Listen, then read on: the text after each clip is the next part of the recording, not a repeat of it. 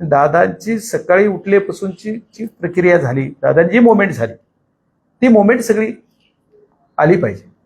मग ही मोमेंट नाही. आता ह्या सर्व घटनाक्रम जर विचार केला तर तिथं कोण म्हणते की स्फोट झाला. तुम्ही जर एक 9 ते 8:46चं जे फुटेज दिसतंय, जे मी बघितलं, हे मी बघ, त्या फुटेजमध्ये काय दिसतंय बघा तुम्ही.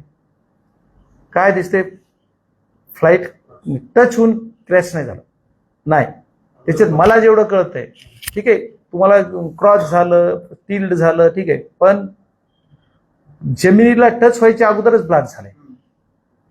कारण ब्लास्टमध्ये सुद्धा इंजिनचा जो फ्रंट पार्ट आहे तिथले लोक उडलेत बाहेर अगोदर, त्याच्यानंतर जमिनीवर टच होऊन स्फोट झाला, त्याच्यानंतर दुसरा स्फोट दिसतोय. म्हणजे मग ही घटना काय असू शकते? त्याच्यात संशय नाही का?